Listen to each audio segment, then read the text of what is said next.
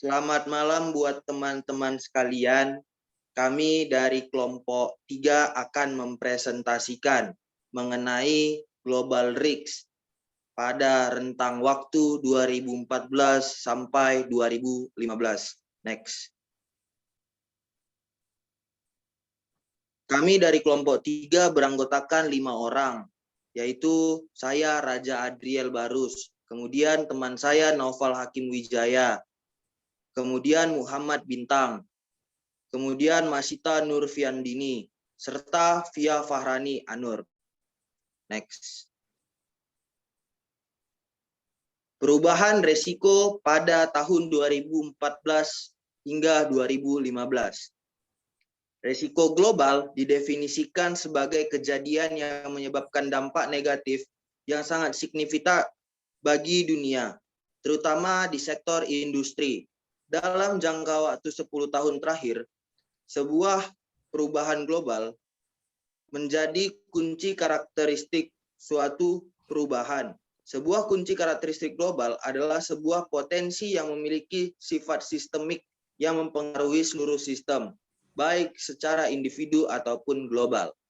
Ada 5 kategori yang dapat disimpulkan di kategori resiko global. Yang pertama, resiko ekonomi. Resiko dalam kategori ekonomi meliputi fiskal, likuiditas, serta kegagalan mekanisme lembaga keuangan dunia. Yang kedua, resiko lingkungan. Resiko dalam kategori lingkungan termasuk di dalamnya adalah alam, bencana, gempa, badai, geomagnetik, dan resiko buatan manusia seperti runtuhnya ekosistem, kekurangan air tawar, kecelakaan nuklir, dan kegagalan melakukan mitigasi atau adaptasi terhadap perubahan iklim. Yang ketiga, resiko geopolitik.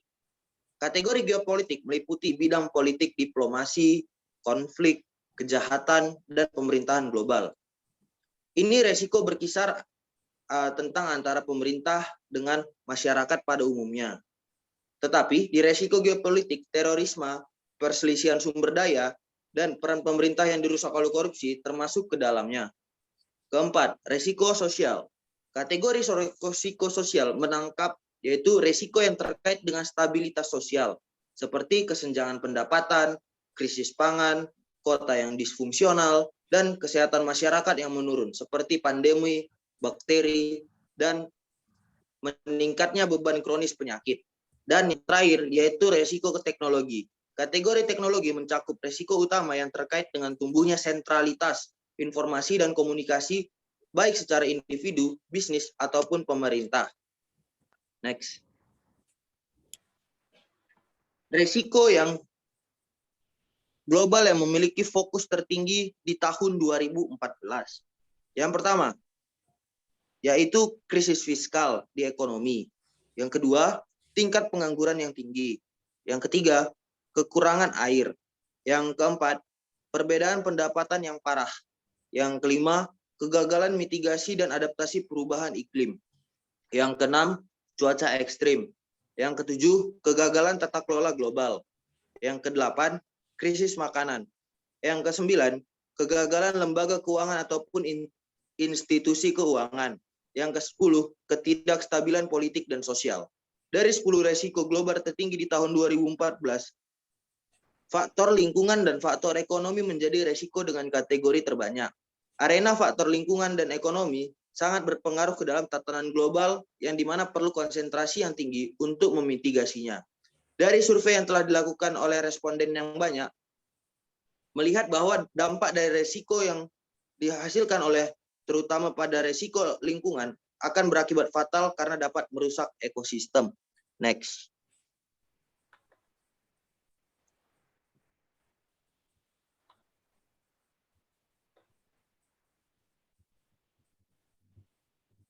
Oke, di sini saya ingin menjelaskan impact yang mungkin terjadi berdasarkan 10 data teratas resiko global di tahun 2015. Yang pertama dari segi ekonomi yaitu ada krisis fiskal. Krisis fiskal itu sendiri merupakan beban utang yang berlebihan menghasilkan kenaikan suku bunga, inflasi. Krisis fiskal menjadi resiko utama dalam laporan resiko global tahun ini. Karena pemerintah sering mengalami defisit, pengeluaran lebih dari yang mereka kenaikan dalam pajak. Krisis fiskal terjadi ketika investor mulai meragukan kemampuan masa depan pemerintah untuk membayar. Pemerintah kemudian harus menawarkan bunga yang lebih tinggi pada obligasi untuk mengkompensasi investor untuk peningkatan risiko tekanan dan krisis utang negara. Nah, mitigasi dari resiko dari krisis fiskal ini yaitu membuat kebijakan anggaran defisit untuk menyiasati pengeluaran yang lebih besar dari pendapatan. Caranya bisa menggunakan pinjaman dari pihak dalam atau luar negeri dan juga menurunkan pajak dan juga memberikan kemudahan untuk investasi terhadap investor-investor luar negeri. Oke, yang selanjutnya ada unemployment dan underemployment, merupakan tingkat pengangguran yang tinggi atau kurang dimanfaatkan dari kapasitas produktif penduduk yang bekerja pada tahun ini. Disebabkan generasi yang beranjak dewasa di tahun 2010-an menghadapi pengangguran yang tinggi dan pekerjaan tidak tetap, situasi menghambat upaya mereka untuk membangun masa depan dan meningkatkan risiko kerusuhan sosial. Selain itu, banyak orang di tingkat lanjut dan negara berkembang berjuang untuk mencari pekerjaan. Pemuda dan minoritas sangat rentan. Pengangguran muda di dunia tarif berkisar sekitar 50% di beberapa negara, yaitu seperti Yunani, Spanyol, Afrika Selatan di tahun 2014 ini. Nah, untuk mitigasinya, yaitu memberikan pendidikan dan pelatihan untuk angkatan kerja yang baru agar angkatan kerja yang baru bisa mempelajari berbagai macam keterampilan baru yang disediakan oleh pemerintah di setiap negara melalui kursus online. Yang selanjutnya ada failure of a major financial mechanism or institution, yaitu merupakan runtuhnya lembaga keuangan dan atau tidak efisien berfungsinya sistem keuangan dengan implikasi di seluruh ekonomi global. Ini disebabkan 5 tahun setelah runtuhnya Lehman Brothers. Dengan dampak sistem lebar, kegagalan keuangan utama mekanisme atau intuisi juga termasuk di antara risiko yang responden paling khawatir tentang sebagai ketidakpastian tentang kualitas aset banyak bank tetap. Yaitu mitigasinya bisa meningkatkan penggunaan produksi pada tiap-tiap negara dan juga memanfaatkan peluang perdagangan internasional yaitu melakukan ekspor impor. Terus sesuaikan investasi pada tiap-tiap negara dengan kondisi ekonomi pada saatnya runtuhnya lembaga keuangan. Oke, yang selanjutnya ada dari segi lingkungan. Ya, dari segi lingkungan ini ada water crisis, merupakan penurunan yang signifikan dalam kualitas dan kuantitas yang tersedia air tawar, mengakibatkan efek bahaya pada kesehatan manusia dan atau kegiatan ekonomi. Kekeringan dan banjir dapat semakin merusak perekonomian negara-negara miskin, mengunci mereka lebih dalam ke dalam lingkungan kemiskinan. Nah, untuk mitigasinya yaitu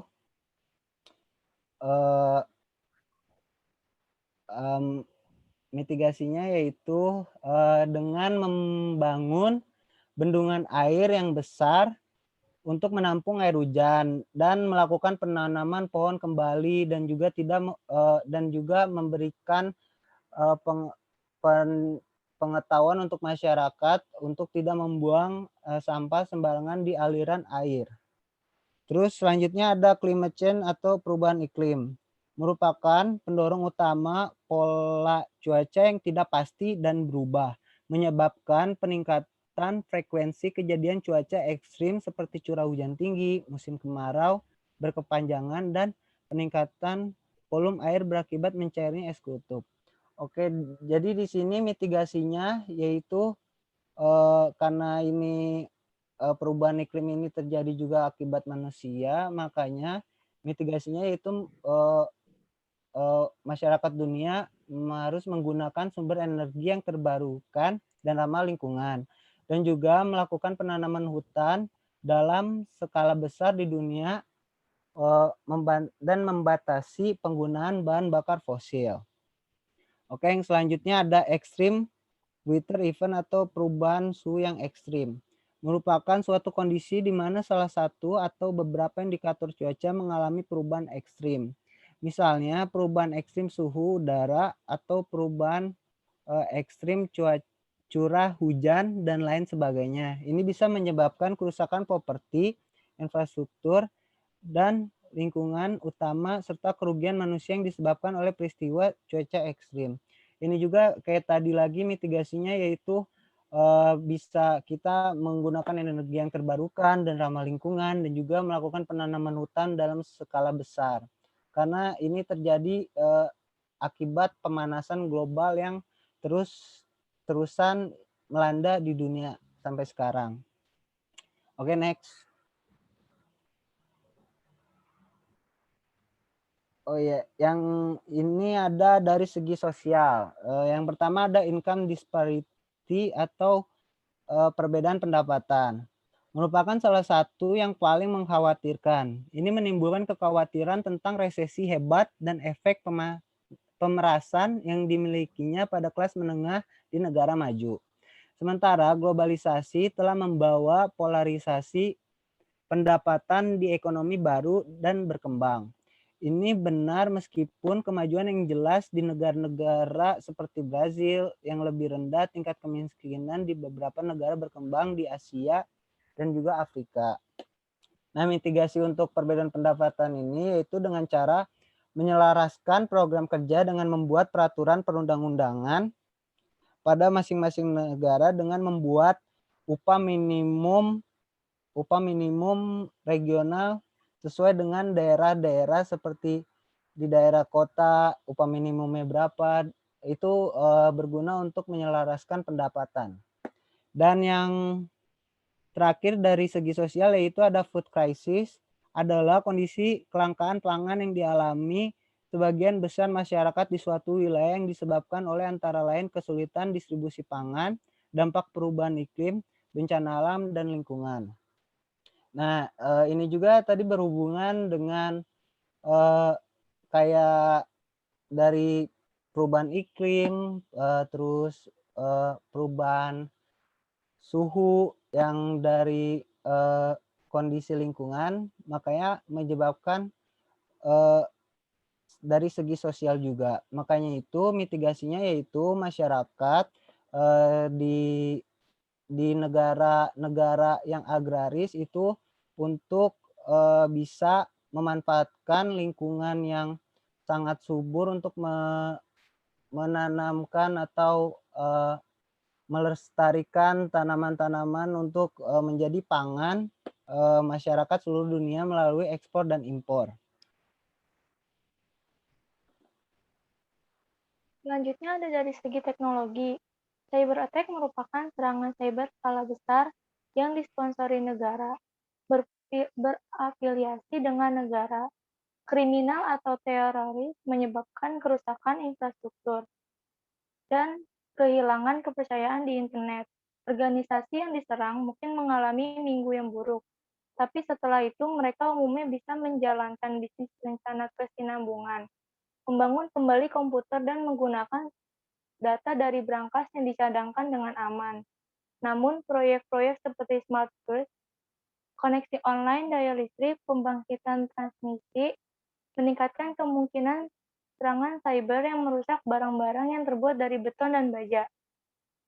Critical Information Infrastructure and Networks merupakan kegagalan sistematik infrastruktur informasi penting, internet, satelit, dan lain-lain. Dan jaringan berdampak negatif produksi industri, layanan publik, dan komunikasi. Untuk mitigasi dari segi teknologi tersebut, yaitu teknologinya harus memadai dan tata kelola IT yang harus memadai terhadap virus, handling, dan kehilangan informasi rahasia. Di sini ada resiko global yang memiliki fokus tertinggi di tahun 2015. Pada tahun 2015, risiko global mengalami perkembangan ataupun perubahan. yang dimana beberapa resiko di tahun 2014 dapat dimitigasi dengan baik, sehingga dapat mengurangi resiko tersebut.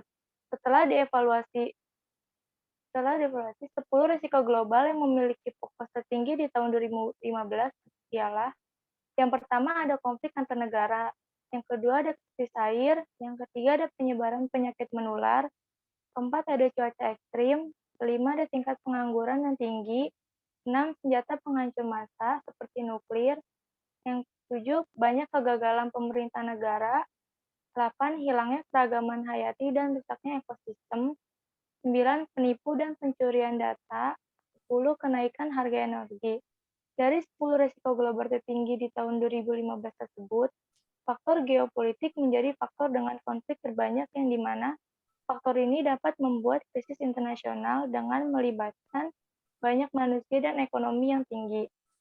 Perkembangan faktor ini mendapat banyak tanggapan oleh responden yang dimintai keterangan. Selain faktor ini, faktor sosial juga menjadi tren baru di risiko global, yang dimana jika tidak dimitigasi dengan baik, maka risiko sosial dapat bertahan dengan lama, sehingga dapat mempengaruhi banyak faktor kehidupan manusia.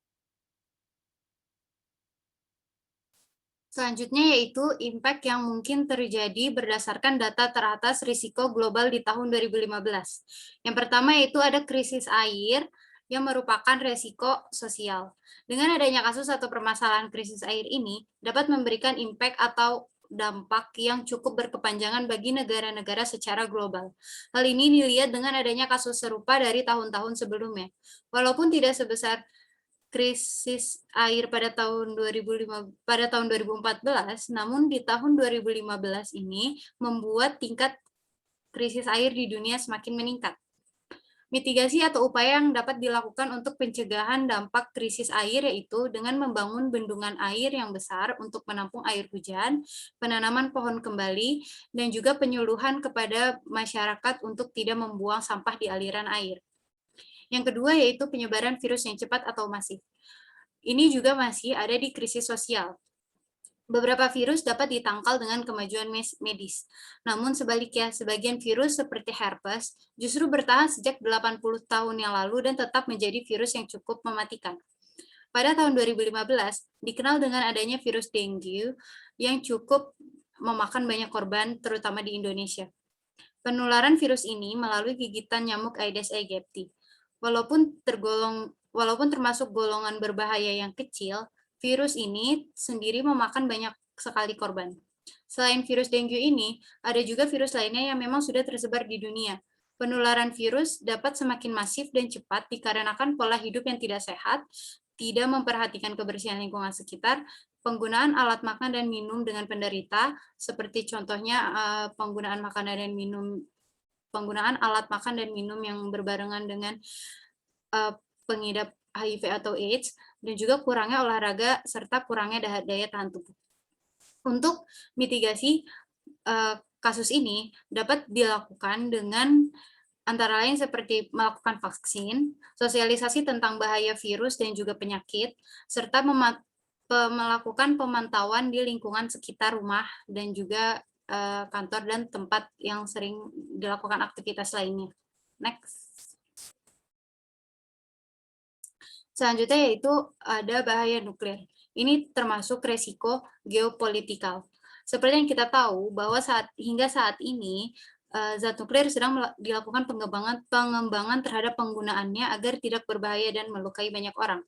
Zat radioaktif dari radiasi nuklir merupakan senyawa yang berbahaya bagi manusia ataupun makhluk hidup lainnya. Dampak radiasi nuklir ini tidak hanya merusak DNA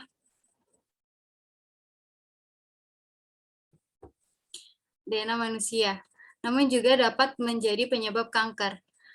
Efek radiasi nuklir bisa merusak atom-atom yang ada pada tubuh dan juga DNA. Mitigasi atau upaya yang dapat dilakukan untuk pencegahan bahaya dari zat nuklir yaitu dengan membangun pusat penelitian atau pusat pengembangan nuklir yang jauh dari pemukiman dan juga jangkauan warga sekitar. Selanjutnya ada konflik antar negara yang berdampak pada hubungan regional antar negara. Ini juga termasuk ke dalam resiko geopolitikal. Konflik antar negara hingga saat ini masih menjadi buah bibir yang cukup banyak dibicarakan. banyak negara yang mengalami perselisihan, di antaranya seperti Israel dengan Palestina, Korea Utara dengan Korea Selatan, ataupun Afghanistan dengan Amerika Serikat. Hal ini membuat ketakutan dan juga kekhawatiran bagi masyarakat. Selain itu, negara yang terkena dampak perang mengalami kemunduran dan kelumpuhan di bidang ekonomi, politik, ataupun bidang sosial. Upaya atau mitigasi yang dapat dilakukan dari resiko ini yaitu dapat dilakukan penyimpanan dokumen arsip negara di tempat yang baik dan sulit untuk diretas, sehingga memiliki pengamanan yang baik dan data-data negara dapat terjaga dengan baik juga. Next. Selanjutnya yaitu kegagalan mitigasi dan adaptasi terhadap perubahan iklim. Pada ini, resiko ini termasuk ke dalam resiko lingkungan. Beradaptasi terhadap perubahan iklim merupakan prioritas mendesak bagi negara-negara, khususnya negara Indonesia. Seluruh kementerian dalam pemerintahan dan perencanaan nasional perlu mempertimbangkan perubahan iklim dalam program-program mereka, berkenaan dengan beragam persoalan seperti pengentasan, kemiskinan, pemberdayaan masyarakat, keamanan pangan, pengelolaan bencana, pengendalian penyakit, dan juga perencanaan tata kota. Namun ini bukan merupakan tugas pemerintah pusat belaka. Tetap harus menjadi upaya nasional untuk melibatkan pemerintah daerah, masyarakat umum, dan juga semua organisasi non-pemerintah serta pihak swasta. Perubahan iklim memiliki mitigasi atau upaya pencegahan yang dapat dilakukan atas kasus ini. Pada umumnya seperti penanaman pohon kembali, pemeliharaan lingkungan sekitar, pengurangan pemakaian air conditioner atau alat-alat yang menghasilkan zat buruk, dan juga untuk lingkungan dan juga peralihan penggunaan bahan-bahan sekali pakai. Next. Baik, selanjutnya ada hal menarik berdasarkan resiko dan impact. Yang pertama, di tahun 2015, banyak resiko global yang berubah dibandingkan pada tahun 2014. Yang dimana faktor ekonomi dapat membaik karena pertumbuhan ekonomi dunia yang meningkat. Sehingga faktor ekonomi seperti risiko fiskal tidak terjadi lagi di tahun 2015. Tetapi faktor ekonomi lain muncul, yaitu kenaikan harga energi. Yang kedua, selain faktor ekonomi, faktor lingkungan juga mulai membaik, yang dimana manusia terutama responden terhadap faktor tersebut mulai sadar akan peduli lingkungan. Tetapi hal ini tetap saja menjadi risiko global karena mitigasi yang dilakukan belum maksimal. Sehingga risiko cuaca ekstrim, hilangnya keragaman hayati, dan rusaknya ekosistem masuk ke dalam 10 risiko global tertinggi di tahun 2015. Selanjutnya, di tahun 2014, faktor geopolitik tidak selalu dibahas, tetapi terjadi perubahan di tahun 2015. Konflik antar negara menjadi risiko dengan impact tertinggi terhadap tatanan risiko dunia. Hal ini terjadi sehingga dapat banyak berdampak pada tatanan hidup manusia di tahun 2015. Selanjutnya, risiko teknologi dan risiko sosial tetap ada di tahun 2014 dan 2015. Akan tetapi, terjadi perbedaan jenis risiko yang terjadi. Hal ini mungkin terjadi karena perubahan teknologi dan sosial yang cepat, sehingga perubahan risiko dapat terjadi dengan cepat. Next. Baiklah, inilah hasil kesimpulan dari presentasi kami pada malam hari ini. Dengan demikian, dapat disimpulkan bahwa risiko global yang terjadi di tahun 2014 dan 2015 mengalami perubahan ataupun perkembangan baik secara menurun ataupun meningkat, tergantung bagaimana manusia melakukan mitigasinya. Yang kedua, faktor-faktor yang terjadi merupakan faktor-faktor yang biasa kita temukan di kehidupan sehari-hari, sehingga membuat kita dapat melakukan mitigasi dengan cara yang baik dan benar. Demikian rangkuman mengenai perubahan-perubahan risiko global di tahun 2014 hingga 2015. Mungkin sekian presentasi dari kelompok kami. Jika ada kekurangan mohon dimaafkan. Sekian dan terima kasih. Selamat malam. Wassalamualaikum warahmatullahi wabarakatuh.